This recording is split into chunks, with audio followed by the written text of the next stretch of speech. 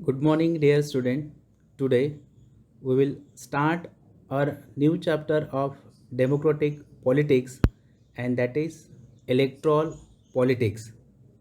First, you should know the meaning of electoral politics. ये lesson का अर्थ आपको समझना चाहिए कि इलेक्ट्रल पॉलिटिक्स मीन्स क्या. First, electoral means what?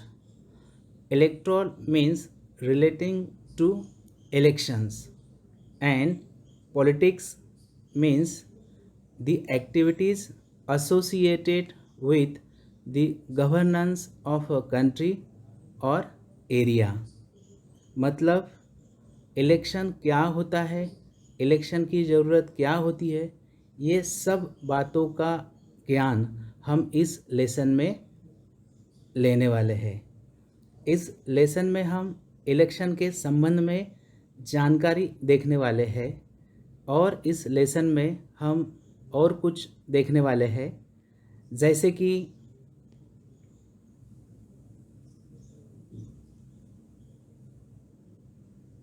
First we will understand why do we need elections. हमें चुनाव की ज़रूरत क्यों होती है. Second, we will understand what makes an elections democratic. चुनाव लोकशाही के आधार पर कैसे लड़े जाते हैं. Third, we will understand, is it good to have political competitions?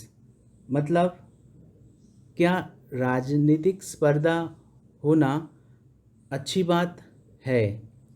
Fourth, we will understand what is our system of election.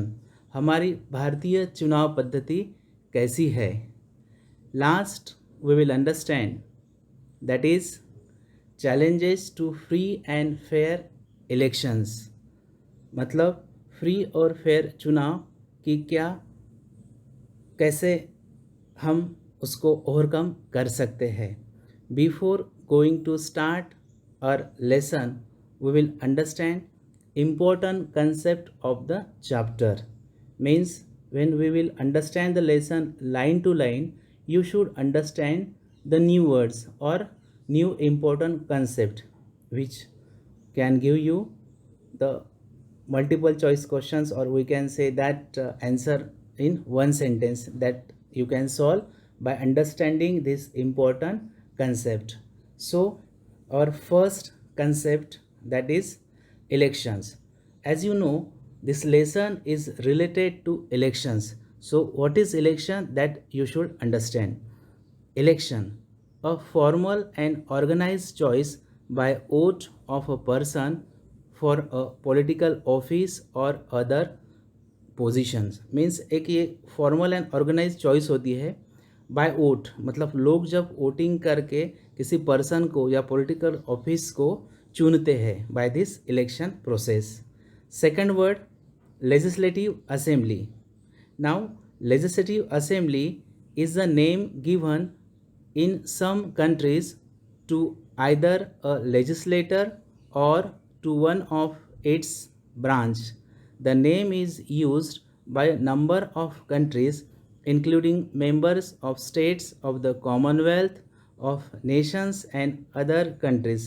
Now legislative assembly बोले तो विधानसभा, लेजिस्लेटिव काउंसिल बोले तो विधान परिषद. मीन्स हर राज्य में लेजिस्लेटिव असेंबली होती है, विधानसभा होती है, जिससे हम एमएलएस को चुनते हैं और वह एमएलए अपने से एक चीफ मिनिस्टर को चुनते हैं. नेक्स्ट कंसेप्ट या वर्ड है कॉन्स्टिट्यूएंसी. तो कॉन्स्टिट्यूएंसी ये वर्ड ये लेसन में हमेशा आया है, तो आपको उसका अर्थ समझना चाहिए. What is mean by constituency.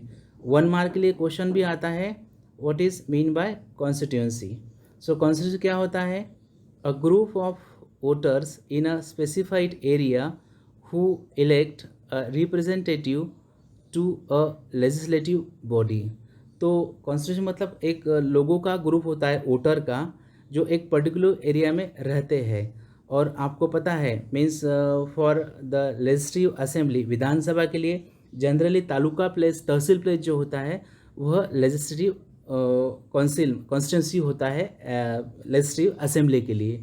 और जो member of parliament means for Lok Sabha के लिए जो एमपीज मेंबर ऑफ पार्लियामेंट हम चुनते हैं, तो जनरली डिस्ट्रिक्ट प्लेस जो होता है वह लोकसभा का मीन्स वो एक कॉन्स्टिट्यूंसी होता है। Next word, member of legislative assembly, MLA. Question can come, what is mean bye MLA? तो एमएलए का लॉन्ग फॉर्म क्या है? मेंबर ऑफ लेजिस्लेटिव असेंबली, मतलब विधानसभा। हर राज्य में एक लेजिस्लेटिव असेंबली होती है जिसको विधानसभा बोलते हैं, और उसका हेड जो होता है वह चीफ मिनिस्टर होता है। तो member of legislative assembly MLA और a member of the legislator ML is a representative elected by the voters of a constituency to the legislature or legislative assembly of a sub-national jurisdictions। तो member जो MLA होता है is a representative elected by the voters. तो हमारा जो constituency होता है particular, उस एरिया के लोग जो एमएलएस को इलेक्ट करते हैं उनको एमएलए बोलते हैं, that is member of legislative assembly. Next word, reserve constituencies. अब कॉन्स्टिट्यूंसी आपको पता है एरिया ऑफ वोटर्स होता है जो पर्टिकुलर एमएलए को अपने एरिया में इलेक्ट करते हैं।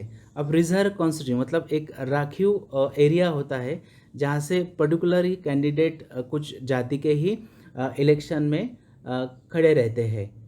तो what is mean bye reserve constituencies? In both parliamentary and state assembly elections, candidates of general category are not eligible to contest from these constituencies। मतलब लोकसभा, राज्यसभा और विधानसभा के लिए जब भी इलेक्शंस होते हैं तो कोई कोई कॉन्स्टिट्यूंस ऐसे होते हैं जो पर्टिकुलर कास्ट के लिए रिजर्व रहते हैं, जिसमें जनरल कैटेगरी के कैंडिडेट इलेक्शन में खड़े नहीं हो सकते हैं।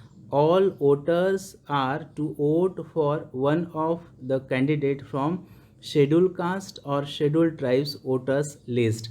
मतलब उस कॉन्स्टिट्यूंसी में जो भी वोटर होते हैं वो शेड्यूल कास्ट और शेड्यूल ट्राइब के पर्सन को ही इलेक्शन में वोटिंग करेंगे। Now the importance of reserve constituency is that, आपको पता है एससी और एसटी जो जाति है फ्रॉम एशियन टाइम्स बहुत ही पिछड़ी जाति है, इनका डेवलपमेंट नहीं हुआ है। तो हमारे जो कॉन्स्टिट्यूशन मेकर थे उनका एक उद्देश्य था कि जो भी पिछड़ी जातियां हैं उनके मेंबर को भी पॉलिटिक्स में एक स्थान मिले और उनको वो आ सके, इसके लिए एक रिजर्व कॉन्स्टिट्यूंसी बनाया है। अगर ये नहीं होता तो ओपन कैटेगरी के लोग ही इलेक्शन में खड़े हो सकते थे और वो जीत सकते थे और इनको चांस ही नहीं मिल सकता। दैट्स वाई रिजर्व कॉन्स्टिट्यूशन का उपयोग होता है और वो किया गया है। Next word, election photo identity card. अब ये क्या है? Election photo identity card is an identity document issued by the election commission of India.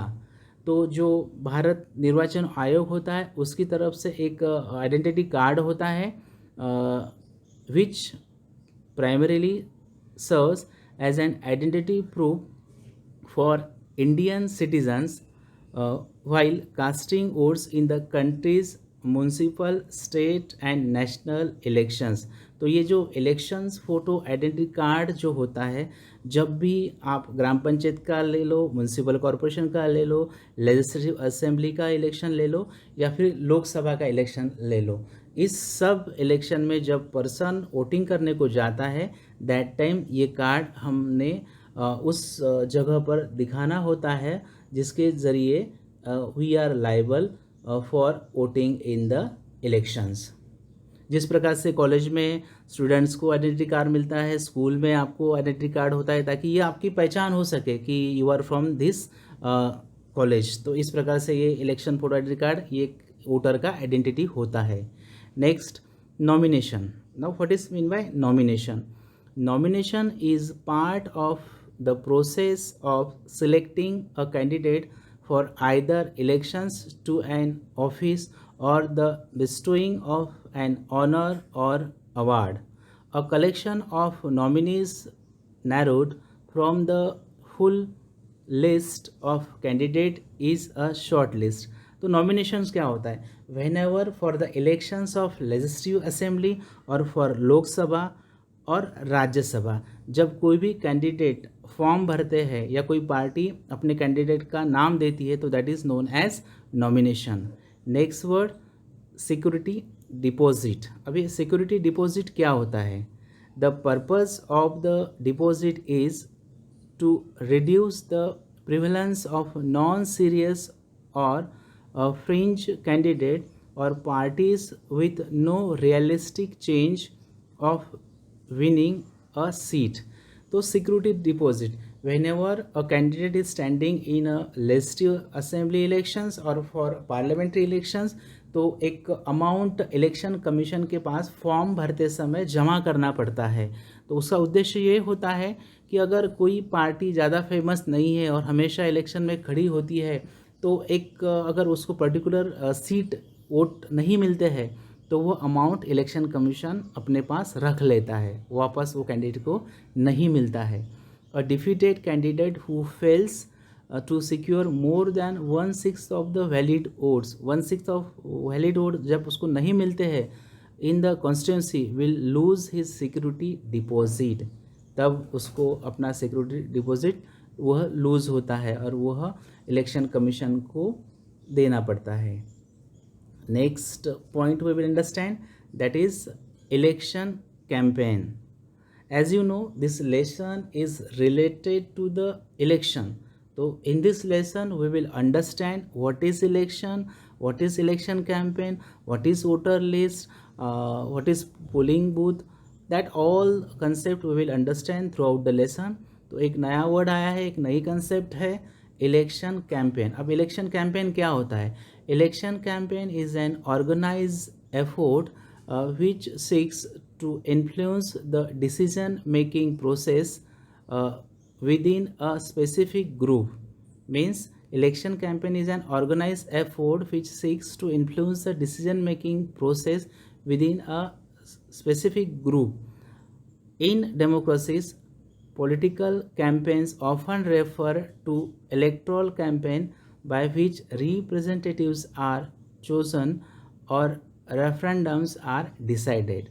तो जब भी इलेक्शंस होते हैं, whether it will for legislative assembly और फॉर पार्लियामेंट्री, तो अब क्या होते हैं, पार्टीज अपने कैंडिडेट का कैंपेन करते हैं। मतलब why this parties candidate is best for this constituency, if he is selected what type of work he will do, मतलब अपना एडवर्टाइज, अपना प्रचार करते हैं।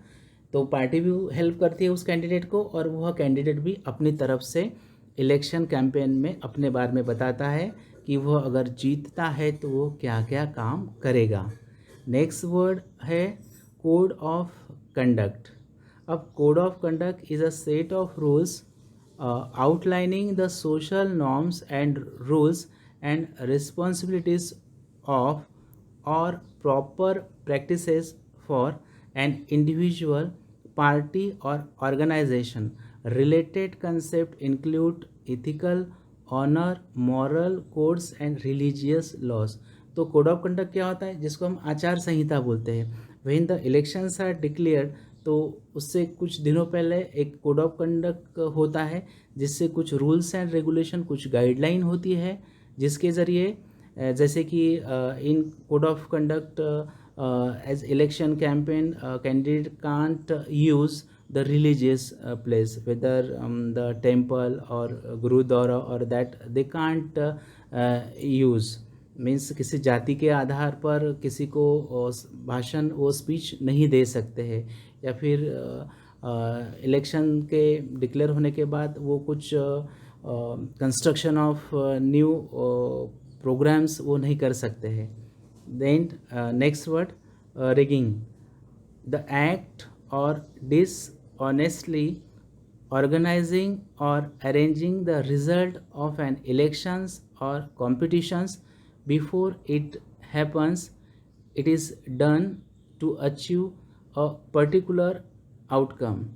तो रिजल्ट गलत तरीके से, means what is rigging, the act of dishonesty organising or arranging the result, मतलब इलेक्शन का रिजल्ट अपने हिसाब से लगाना an election or competitions before it happens, वो आने से पहले ही कुछ गलत करके, it is done to achieve a particular outcome, मतलब गलत तरीके से रिजल्ट अपनी तरफ से लाना। Next word election commission. अब इलेक्शन कमीशन क्या होता है? Election commission is a body charge for overseeing the implementations of election procedures, मतलब साल भर या after every 5 years you will be observing in our country gram panchayat के इलेक्शन, म्यूनसिपल कॉरपोरेशन के, पंचायत समिति के, ज़िला परिषद के, लेजिस्लेटिव असेंबली, लोकसभा, राज्यसभा। तो this elections are done, the period is after 5 years। तो हर स्टेट में, हर डिस्ट्रिक्ट में इसका डेट्स अलग अलग होता है, ईयर अलग अलग होता है। तो सभी जानकारी सभी डिस्ट्रिक्ट की, सभी स्टेट की, होल कंट्री का, इंडिया का, ये इन्फॉर्मेशन इलेक्शन कमीशन अपने पास रखता है। The exact name used varies from country to country, including such terms as electoral commission, central election commission, electoral branch और इलेक्ट्रल कोड। तो इसके अलग अलग नाम है कंट्री वाइज, कोई इसको इलेक्ट्रल कमीशन बोलता है, कोई सेंट्रल इलेक्शन कमीशन बोलता है, कोई इलेक्ट्रल ब्रांच और इलेक्ट्रल कोड बोलता है। तो generally to declare the dates of the election whether for the gram panchayat, zila parishad, municipal corporation or legislative assembly or Lok Sabha और राज्यसभा। तो इलेक्शन कंडक्ट करना, बाद में वो डेट को डिक्लेयर करना और इलेक्शन का रिजल्ट देना, ये सभी काम इलेक्शन कमीशन के होते हैं। Now dear student, we are moving towards our lesson. अब हम हमारा लेसन शुरू करने जा रहे हैं। तो पहले हम देखेंगे overview. Now what is overview? Overview में हम ये देखेंगे कि what we will understand in this lesson. ये लेसन में हम क्या देखने वाले हैं। In chapter 2, we have seen that in a democracy, it is neither possible nor necessary for people to govern directly। मतलब दूसरा जो लेसन था हमारा, दैट इज़ क्या नाम था दूसरे लेसन का? What is democracy, why democracy. उसमें हमने देखा है कि डायरेक्ट लोग डेमोक्रेसी में शामिल नहीं हो सकते हैं। The most common form of democracy in our times is for the people to govern through their representative। मतलब सभी लोग डेमोक्रेसी चला नहीं सकते, इसलिए हम क्या करते हैं? Through our representative. हमारे रिप्रेजेंटेटिव के ज़रिए हम इलेक्शन में हमारे रिप्रेजेंटेटिव को इलेक्ट करते हैं और उनको भेजते हैं, और उनके ज़रिए हम क्या करते हैं? सरकार को चलाते हैं। In this chapter we will look at how this representatives are elected. तो ये चैप्टर में हम देखेंगे कि हमारे जो भी रिप्रेजेंटेटिव होते हैं, फॉर एग्जांपल अगर हमारा गुजरात स्टेट है, महाराष्ट्र स्टेट है, तो जो भी वहाँ के एमएलएज होते हैं, चीफ मिनिस्टर होते हैं, लेजिस्लेटिव असेंबली होती है, तो वहाँ के एमएलएज को वहाँ के लोग कैसे इलेक्ट करते हैं, या जब हम लोकसभा में हमारे मेंबर ऑफ पार्लियामेंट को भेजते हैं तो वो कैसे इलेक्ट करते हैं? तो through our representative. We begin by understanding why elections are necessary and useful in democracy. तो इलेक्शन का इम्पोर्टेंस क्या है वह भी हम ए लेसन में देखने वाले हैं। We try to understand how electoral competitions among parties serves the people। अलग अलग पार्टियों में जो भी इलेक्ट्रल कॉम्पिटिशन्स होता है, मतलब बीजेपी हो, कांग्रेस हो, शिवसेना हो या मायावती जी का पार्टी हो, तो ये जो अलग अलग लीडर के पार्टियाँ होती है, वह मतलब इलेक्ट्रल कंपटीशन, मतलब अपनी पार्टी कैसी बेस्ट है और दूसरी पार्टी कैसी ख़राब है, ये जो इलेक्ट्रल कंपटीशन होता है वो कैसे देश के लिए अच्छा है, वो भी हम देखने वाले हैं। We then go on to ask what makes an election democratic. तो हम इलेक्शन को कैसे डेमोक्रेटिक बना सकते हैं, मतलब जिसमें किसी की हानि ना हो, किसी का झगड़ा ना हो और डेमोक्रेटिक वे के साथ ये कंपटीशन चले, वो भी हम देखने वाले हैं। The basic idea here is to distinguish democratic elections from non democratic election. तो बेसिक आइडिया हमारी यही रहेगी कि what is the importance of democratic election compare to the non democratic elections, क्योंकि इंडिया जो है वो मॉरल वैल्यूज़ को ज़्यादा वैल्यू देता है, झगड़ों को वैल्यू नहीं देता है। तो इलेक्शन में एक हेल्दी कंपटीशन कैसे हो और डेमोक्रेसी के साथ सरकार कैसी चले, वह हमारा मेन उद्देश्य होता है। The rest of the chapter tries to assess elections in India in the light of the yardstick. We take a look at each stage of elections from the drawing of boundaries of different constituencies to the declarations of the result. मतलब जो constituency बनाते हैं by the election commission और जो result आते हैं, weather फिर वो लेजिस्लेटिव असेंबली हो या फिर लोकसभा का इलेक्शंस हो, तो how this process is done by the election commission, मतलब डेट ऑफ इलेक्शन हो या फिर रिजल्ट ऑफ इलेक्शंस हो, तो ये सभी कार्य इलेक्शन कमीशन कैसे करता है वो भी हम ये लेसन में देखने वाले हैं। At each stage we ask what should happen and what does happen in election. Election में क्या होना चाहिए और इलेक्शन में क्या होता है वो भी हम देखने वाले हैं। Towards the end of the chapter we turn to an assessment of whether elections in India are free and fair। बाद में हम डिसाइड करेंगे कि क्या इलेक्शन जो इंडिया में होते हैं वो फ्री और फेयर है या नहीं है। Here we also examine the role of the election commission in ensuring free and fair election. बाद में हम इलेक्शन कमीशन का वर्क भी देखने वाले हैं कि जो इंडिया में फ्री एंड फेयर इलेक्शंस होते हैं तो उनमें उनका क्या सहयोग होता है, इलेक्शन कमीशन का क्या इम्पोर्टेंस होता है। Now we will start our new topic of the lesson, that is why elections. मतलब इलेक्शन क्यों, चुनाव क्यों होते हैं या होने चाहिए। तो dear student, you should understand the lesson properly, क्योंकि for 3 marks question can come in examination, why elections are needed in India or what is the importance of election. तो ये टॉपिक देखने के पहले एक न्यूज़ रिपोर्ट हम देखने वाले हैं जो एक पेपर में आया हुआ है, असेंबली इलेक्शंस इन हरियाणा। तो हरियाणा में जो असेंबली इलेक्शन हुआ था उसके बारे में कुछ एक जानकारी पेपर कटिंग यहाँ दिया हुआ है। तो the time is after midnight, मध्यरात्रि का एक समय है। And expectant crowd sitting for the past 5 hours in a chowk of the town is waiting for its leader to come. तो मिडनाइट का समय है, एक चौक में वहाँ के लोग, वहाँ भीड़ इकट्ठा हुई है और लोग अपने लीडर का वेटिंग कर रहे हैं। अब वेटिंग काहे के लिए करते हैं आपको पता है, जब भी इलेक्शन कैंपेन होता है, इलेक्शंस होते हैं, तो बड़े बड़े लीडर का सभा होता है, वो भाषण देते हैं and how they are best, how their parties are best, and if they are elected through the people in election, तो वो क्या करेंगे, कौन सी पॉलिसीज़ अपनाएंगे और देश को, राज्य को आगे कैसे लेके जाएंगे, ऐसे भाषण वो देते हैं जिसको सुनने के लिए लोग तैयार होते हैं। The organizers assure and reassure the crowd that he would be here any moment। जो ऑर्गेनाइज़र था वो भीड़ को बता रहा था कि प्लीज़ वेट, धीरज रखो, हमारे लीडर कभी भी आ सकते हैं, क्योंकि अभी वहाँ लीडर आने वाले थे जो भाषण देने वाले थे। The crowd stands up whenever a passing vehicle comes that way। सभी भीड़ खड़ी हो गई जब वहाँ व्हीकल आए और उसमें से लीडर आ गए। It arouses hopes that he has come. सबको अब आशा हो गई कि चलो लीडर आ गए।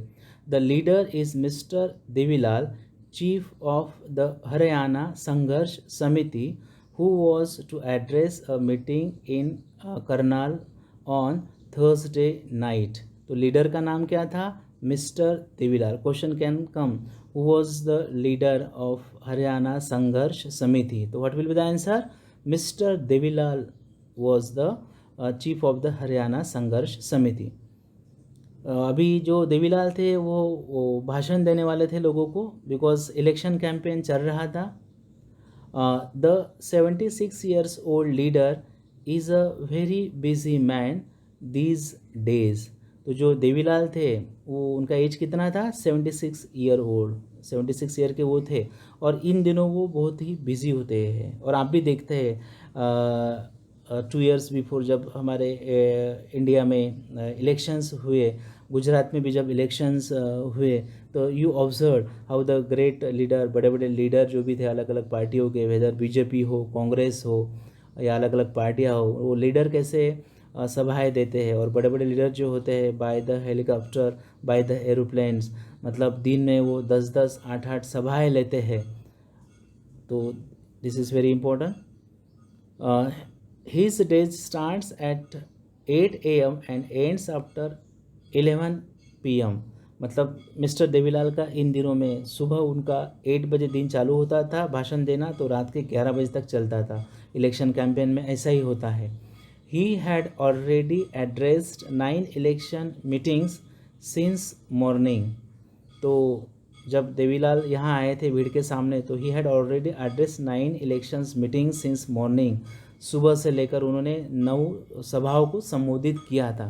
आपने भी देखा होगा dear student, for Lok Sabha election, पिछले लोकसभा इलेक्शन में जब इंडिया में बीजेपी की तरफ से कैंपेन हो रहा था, तो you may be observe the current prime minister जो नरेंद्र मोदी जी है, जब when he was having the election campaign, तो आपने उनका आवाज़ ऑब्ज़र्व किया होगा. मतलब आवाज़ जो था उनका बैठा हुआ था, means continuously every day he was having more than 10 और 12 meetings in front of the people. तो ऐसे जो भी बड़े लीडर होते हैं उनके इलेक्शन कैंपेन में, इलेक्शन के समय में ज़्यादा सभाएं होते हैं, because they are national leader. तो लोगों को ऐसे बड़े लीडर, फिर बड़े कोई भी पार्टी के नेता क्यों ना हो, उनको सुनना लोगों को अच्छा लगता है. He had already addressed 9 elections meetings since morning, been constantly addressing public meeting for past 23 months and preparing for this election. तो पिछले 23 मंथ से ये जो मिस्टर देवीलाल थे वह इलेक्शन की तैयारी कर रहे थे, सभाओं को संबोधित कर रहे थे, क्योंकि अभी क्या होने वाले थे? इलेक्शंस होने वाले थे. This newspaper reports is about the state assembly election in Haryana in 1987. तो 1987 में हरियाणा में जो लेजिस्लेटिव असेंबली का इलेक्शन हुआ था, उस समय का यह पेपर कटिंग्स है, यह रिपोर्ट है कि मिस्टर देवीलाल ने किस प्रकार से कैंपेन किया था. The state had been ruled by a Congress party led government since 1982. अब 1982 में कांग्रेस पार्टी का सरकार हरियाणा में चल रहा था. अब 1987 में नए इलेक्शंस होने वाले थे, जिसमें चौधरी देवीलाल जो थे वह कैंपेन कर रहे थे. Chaudhary Devilal, then an opposition leader, led a movement called Nyaya Yudh, जिसको बोलते हैं स्ट्रगल फॉर जस्टिस. तो 1982 से लेकर तो 1987 तक कांग्रेस का राज चल रहा था, सरकार चल रहा था. अब 1987 में नए इलेक्शन होने वाले थे, तब एक मूवमेंट चलाया था मिस्टर देवीलाल ने, जिसका नाम था Nyaya Yudh, struggle for justice, and formed a new party, Lok Dal, जिन्होंने एक नई पार्टी बना दी. क्या था उस पार्टी का नाम?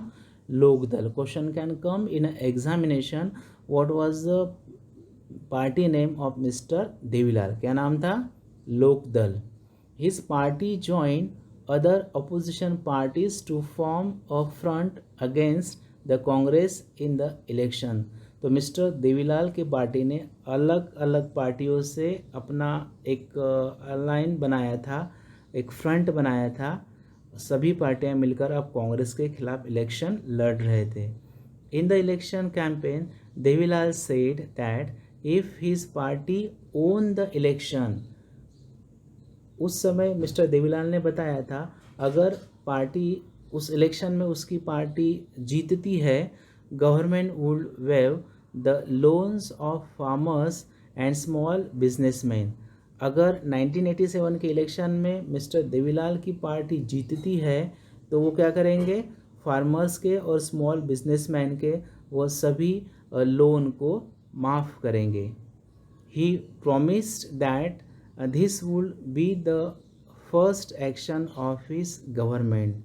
तो पहला उनके गवर्नमेंट का एक कार्य होगा कि फार्मर और स्मॉल बिजनेसमैन का लोन को माफ़ करना। आपको पता है in every election whether for Gujarat, Maharashtra और डिफरेंट स्टेट और for whole country for Lok Sabha, जो भी पार्टियां होती है वो बड़े बड़े चॉकलेट्स मीन्स बड़े बड़े बातें करते हैं कि हम अगर इलेक्ट हुए तो ये करेंगे, हम इलेक्ट हुए तो वो करेंगे।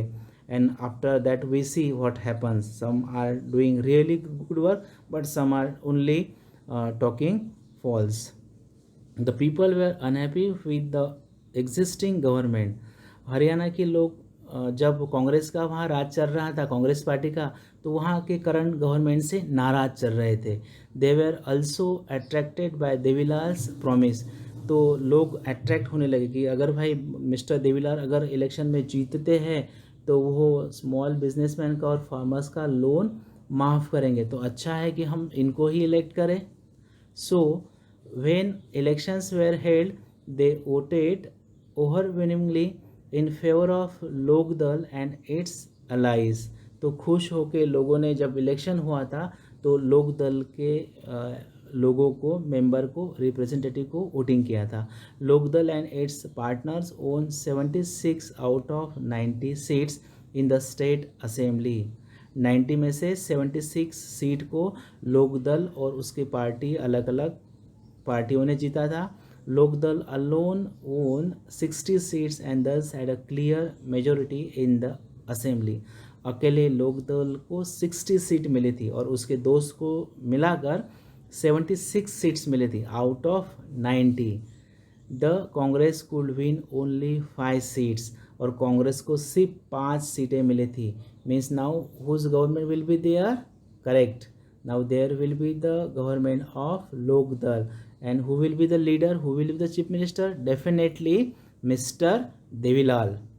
Once the elections results were announced, the sitting chief minister resigned। आपको पता ही है जब इलेक्शंस होता है और नई पार्टी जीत कर आती है, जो करंट पहली पार्टी होती है उसको क्या करना पड़ता है? अपने पद से रिज़ाइन देना पड़ता है और नई पार्टी का सरकार बनता है। The newly elected members of Legislative Assembly, MLAs of Lokdal, chose Devilal as their leader। मतलब आपको पता है in the legislative assembly of Haryana वहाँ के लोगों ने वहाँ के अलग अलग कॉन्स्टिट्यूंसी के MLAs को इलेक्ट किया और वो सभी 76 MLA ने अपना लीडर किसको चुना? मिस्टर देवीलाल को। मतलब MLA जो होते हैं वो अपना लीडर चुनते हैं और वो चीफ मिनिस्टर उसको बनाते हैं। The governor invited Devilal to be the new chief minister. और गवर्नर बोले तो राज्यपाल जो होते हैं उन्होंने देवीलाल को इन्वाइट किया और उनको मिनिस्टर बनाया। 3 days after the election result were declared, he became the chief minister। बाद में रिजल्ट डिक्लेयर होने के बाद mister Devilal became the chief minister of Haryana states। As soon as he became the chief minister, his government issued a government order waiving the outstanding loans of small farmers, agricultural labourers and small businessman. जैसे ही उनका सरकार बनाया तो उन्होंने एक order निकाला कि सभी स्मॉल फार्मर्स, एग्रीकल्चरल लेबर, खेती में काम करने वाले जो भी लेबर होते हैं, स्मॉल बिजनेसमैन, इनका सभी का लोन उन्होंने माफ़ कर दिया। आपको पता है उन्होंने इलेक्शन के पहले ही बोला था कि as his party will win the election he will waive the loan of farmers and businessman. His party ruled the state for 4 years। तो 4 साल तक उसके पार्टी ने, लोकदल ने सरकार चलाया हरियाणा में। The next elections were held in 1991। अगला इलेक्शंस 1991 में हुआ, but this time his party did not win popular support. लेकिन 1991 में जब इलेक्शन हुआ तब उसके पार्टी को ज़्यादा सपोर्ट नहीं मिला। The Congress won the elections and form the government. तब फिर से हरियाणा में कौन सरकार में आया? कांग्रेस। तो आपको पता ही है अलग अलग स्टेट में अलग अलग, जहाँ कांग्रेस होता है 5 साल तक तो अगले साल बीजेपी आ जाता है, जहाँ कोई स्टेट में बीजेपी है 5 साल तक तो अगले 5 साल के बाद कांग्रेस आ जाता है। तो as the work of the party or as the work of that party's chief minister, लोग जो होते हैं वो अलग अलग पार्टी के मेंबर को इलेक्ट करते हैं। तो what is important?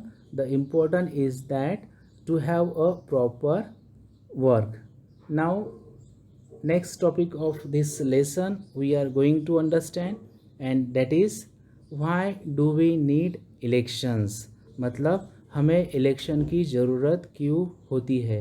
In this paragraph we will understand importance of election. Dear student, in examination एक 3 मार्क के लिए या 5 मार्क के लिए क्वेश्चन आ सकता है, why do we need election or what is the importance of election. So if you will read this paragraph, if you will understand this paragraph, you will be able to give the answer of this question. Why do we need elections? Elections take place regularly in any democracy. जहाँ भी democracy होती है वहाँ हर 5 साल के बाद elections होते ही है।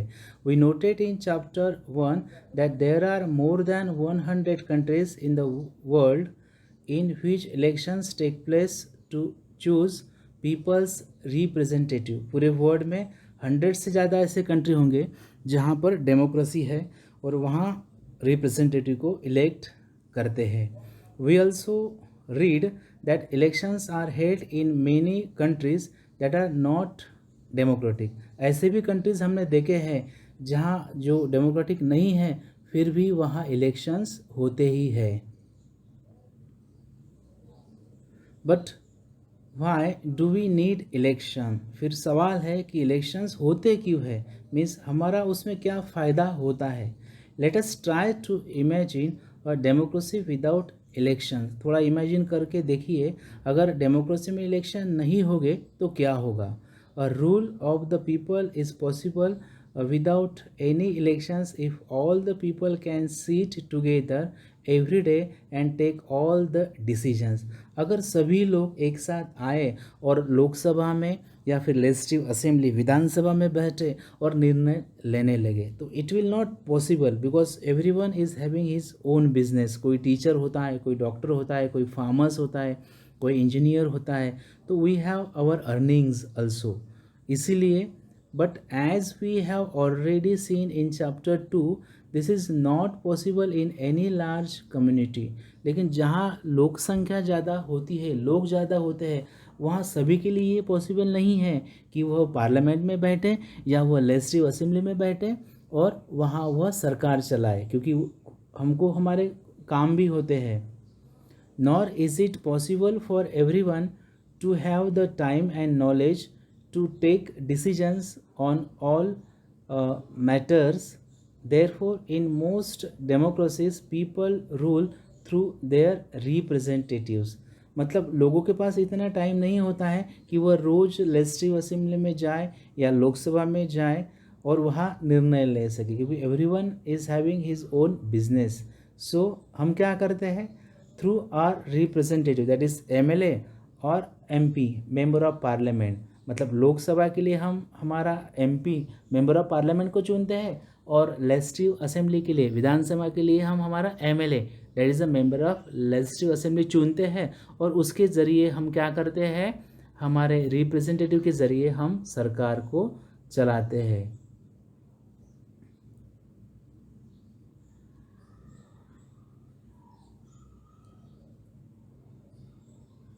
Is there a democratic way of selecting representatives without elections? क्या कोई ऐसा रास्ता है कि हम हमारे रिप्रेजेंटेटिव को सिलेक्ट करें विदाउट इलेक्शन के बिना?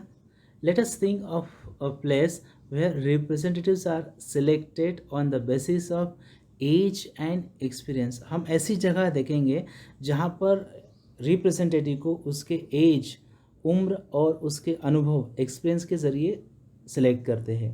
or a place where they are chosen on the basis of educations और knowledge, या किसी को एजुकेशन कितना है उस कैंडिडेट का या नॉलेज उसको कितना है उसके आधार पर सिलेक्ट करेंगे. There could be some difficulty in deciding on who is more experience और नॉलेजेबल. लेकिन ये पहचानना डिफिकल्ट होगा कि ज़्यादा नॉलेज कौन से कैंडिडेट को है, ज़्यादा कौन सा एजुकेटेड है. बट लेट अस से the people can resolve this difficulties clearly. Such a place does not require elections. तो लोग ये प्रॉब्लम को ईजिली सॉल्व कर सकते हैं through electing their candidate. But can we call this place a democracy. फिर क्या ऐसी जगह को हम डेमोक्रेसी बोलेंगे जहाँ पर लोगों को एज के आधार पर, शिक्षा के आधार पर, एक्सपीरियंस के आधार पर चुना जाएगा as a representative. How do we find out if the people like their representatives और नॉट. हमको कैसे समझेंगे कि लोगों को उनके रिप्रेजेंटेटिव अच्छे लग रहे या नहीं. How do we ensure that these representatives rule as per the wishes of the people. हमको ये बात कैसे समझेंगे कि लोगों के विशेष के अनुसार ये रिप्रेजेंटेटिव कार्य कर रहे हैं.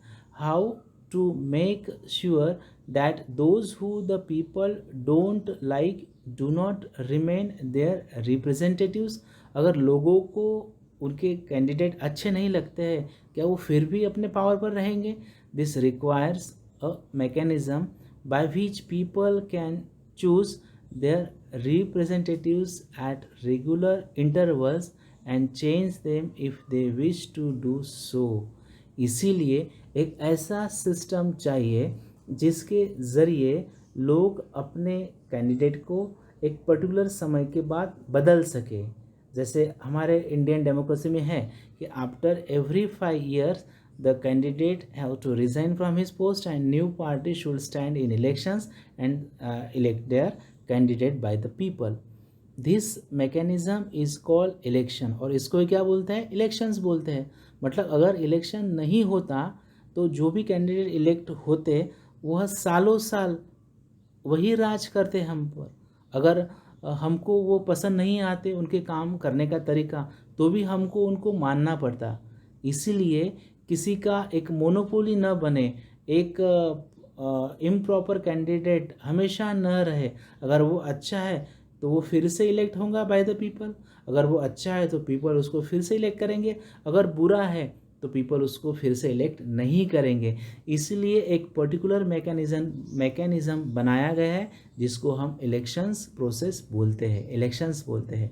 Therefore elections are considered essential in our times for any representative democracy. इसलिए जहाँ भी रिप्रेजेंटेटिव डेमोक्रेसी होता है वहाँ इलेक्शंस का होना बहुत ही इम्पोर्टेंट है. इलेक्शंस के बिना we can't say that democracy is a perfect democracy. In an elections the voters में मेनी चॉइसेस. इलेक्शंस में जो वोटर्स होते हैं उनको अलग अलग चॉइसेस होते हैं. पहला, they can choose who will make laws for them. जो लोगों के लिए लॉज बनाएगा उनको लोग चुनते हैं. Second, they can choose who will form the government and take major decisions. जो उनके लिए गवर्नमेंट बनाएगा और मेजर डिसीजन लेगा उसके लिए लोग सरकार बनाएंगे, चुनेंगे उसको. Third, they can choose the party whose policies will guide the government and law making. लोग ऐसे पार्टी को चुनेंगे जो पार्टी अपने मेंबर को एक पर्टिकुलर पॉलिसीज़ बनाएंगी, अच्छी पॉलिसीज़ बनाएंगी जिसके ज़रिए एक अच्छी सरकार चलेगी.